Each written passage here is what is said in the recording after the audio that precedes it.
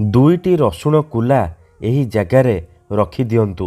Guarantee ଦେଉଛି ସେ ନାରୀ 5 ମିନିଟ୍ରେ ତୁମ ପାଖକୁ ଆସିବ। ଯାହା କହିବେ ତାହା କରିବ।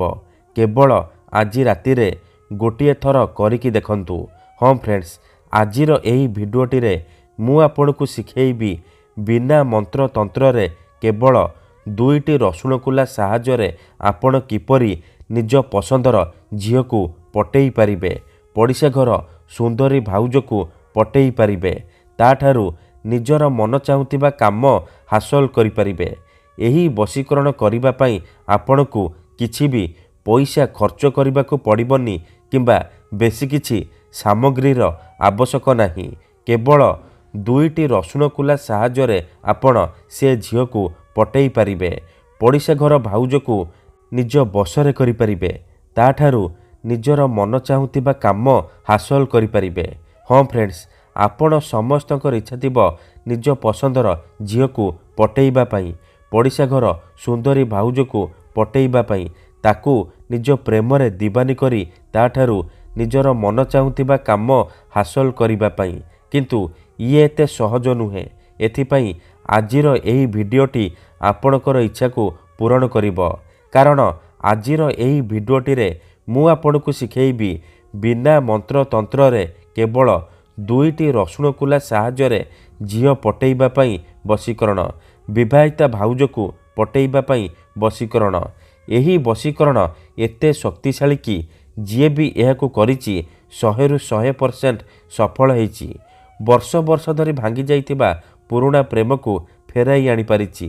ଶାଶୁ, ନଣନ୍ଦ, ଦିଅର, ଭାଉଜ କାହାକୁ ବି ନିଜ ବଶରେ କରି ତାଠାରୁ ନିଜର ମନ ଚାହୁଁଥିବା କାମ ହାସଲ କରିପାରିଛି। ନମସ୍କାର ଫ୍ରେଣ୍ଡସ୍, ଓଡ଼ିଆ ଫଣ୍ଡା ଚ୍ୟାନେଲକୁ ଆପଣମାନଙ୍କୁ ସ୍ୱାଗତ। 2ଟି ରସୁଣ କୁଲାର ଏହି ବଶୀକରଣ ପ୍ରଚଣ୍ଡ ମହାଶକ୍ତିଶାଳୀ ବଶୀକରଣ। ତେଣୁ ମୋର ଆପଣମାନଙ୍କୁ ଅନୁରୋଧ କି ଏହାକୁ ଆପଣ ଭାବିଚିନ୍ତି ପ୍ରୟୋଗ କରିବେ। ମନରେ କୌଣସି ଖରାପ ଉଦ୍ଦେଶ୍ୟ କିମ୍ବା କୌଣସି ଖରାପ କାମ ପାଇଁ ଆପଣ 2ଟି ରସୁଣ କୁଲାର ଏହି ବଶୀକରଣକୁ ପ୍ରୟୋଗ କରିବେନି। ଯଦି ଆପଣ ସତରେ ସେ ଝିଅକୁ ଭଲ ପାଉଛନ୍ତି, ତାକୁ ବିବାହ କରିବାକୁ ଚାହୁଁଛନ୍ତି, ତେବେ ଆପଣ ଏହି ବଶୀକରଣ ବିଧିକୁ ପ୍ରୟୋଗ କରିବେ। ଅନ୍ୟଥା ମନରେ କୌଣସି ଖରାପ ଉଦ୍ଦେଶ୍ୟ କିମ୍ବା କୌଣସି ଖରାପ କାମ ପାଇଁ ଆପଣ 2ଟି ରସୁଣର ଏହି ବଶୀକରଣକୁ ପ୍ରୟୋଗ କରିବେନି। ଠିକ୍ ଅଛି? ତେବେ ଏହି ବଶୀକରଣ କରିବା ସବୁଠାରୁ ସହଜ। ଏହାକୁ ଆପଣ କିପରି କରିବେ, କେମିତି କରିବେ, ଏହାର ପ୍ରୟୋଗ ବିଧି କ'ଣ, ମୁଁ ଆପଣଙ୍କୁ ଶିଖେଇବି। ସମ୍ପୂର୍ଣ୍ଣ ପ୍ରୟୋଗ ବିଧି ଠିକ୍ ଭାବରେ ଶିଖେଇବି। ଜାଣିବା ପାଇଁ ମୋର ଆପଣମାନଙ୍କୁ ଅନୁରୋଧ କି ଆପଣ ଭିଡ଼ିଓଟିକୁ ମୂଳରୁ ଶେଷ ପର୍ଯ୍ୟନ୍ତ ପୁରା ଧ୍ୟାନ ସହିତ ଦେଖିବେ।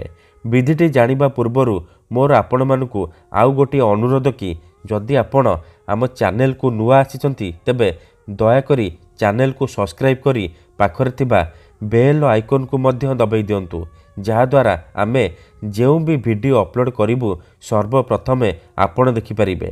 ଠିକ୍ ଅଛି? ମନେ ରଖନ୍ତୁ, ଏହି ବଶୀକରଣ କରିବା ପୂର୍ବରୁ କିଛି ବିଶେଷ କଥା ଜାଣି ରଖନ୍ତୁ। ଯେମିତିକି ମନ୍ତ୍ର, ତନ୍ତ୍ର, ଯନ୍ତ୍ର, ବଶୀକରଣ ଇଏ ଏମିତି ସେମିତି କାମ କରେନି। ମନରେ ସମ୍ପୂର୍ଣ୍ଣ ବିଶ୍ୱାସ, ନିଷ୍ଠା ଆଉ ଏକାଗ୍ରତାର ସହିତ ଆପଣଙ୍କୁ ଏହି ବଶୀକରଣ କରିବାକୁ ପଡ଼ିବ। ତେବେ ଯାଇ ମୁଁ ଆପଣଙ୍କୁ ଗ୍ୟାରେଣ୍ଟି ଦେଉଛି ଆପଣ ଯେଉଁ ଝିଅ ବା ନାରୀ ଉପରେ ଏହି ବଶୀକରଣକୁ ମାତ୍ର ଗୋଟିଏ ଥର ପ୍ରୟୋଗ କରିଦେବେ, ସିଏ ସେହି ସମୟଠାରୁ ଆପଣଙ୍କ ଆଡ଼କୁ ଆକର୍ଷିତ ହେବାକୁ ଲାଗିବ। ରାତି ଦିନ ଆପଣଙ୍କ କଥା ଭାବିବ, ଆପଣଙ୍କୁ ଛାଡ଼ି ରହିପାରିବନି।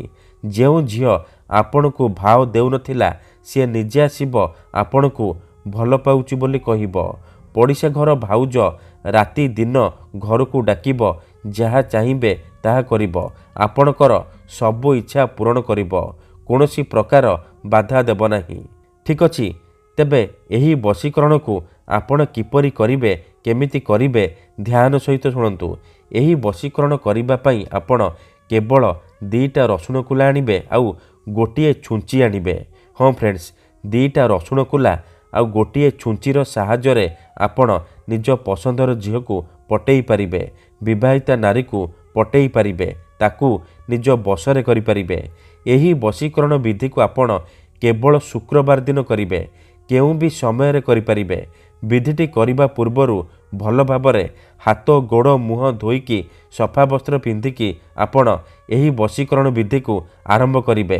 प्रथमे आपण कौन करेंगे, जो दीटा रसुण कुला आनिछंती से दीटा रसुण कुलारू गोटे रसुण कुलारे सेई झियो बा महिलार नाम लिखिबे जहाको आपण पटेइबाको चाहुचंती।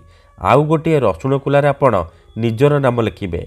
तापरे से दीटाक रसुण कुला को एकाठी करी डाहाण हाथरे मुठेइकी धरिबे आउ 7 थर सेई झियो बा महिलार नाम कहिबे। तापरे से दीटा रसुण कुलारे फुंकी देबे। तापरे निजर नाम 7 थर कहिबे।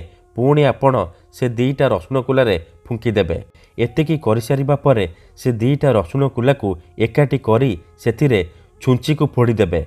ध्यान रखिबे जेमिति दीटाक रसुण कुला छुंची मझिरे रहिबो। छुंची भल भाबरे से दीटा रसुण कुलारे फोड़ी जिवो। तापरे आपण कौन करिवे, आखि बंद करिकी 1 ରୁ 2 मिनिट सेई झियो बा महिला को मने मने भाबिबे। तार मुह को निज मनरे भाबिबे। एमिति भाबिबे जेमिति सी आपणकर बसरे हेई जाइछि, आपणकर सबु इच्छा पूरण करुछि।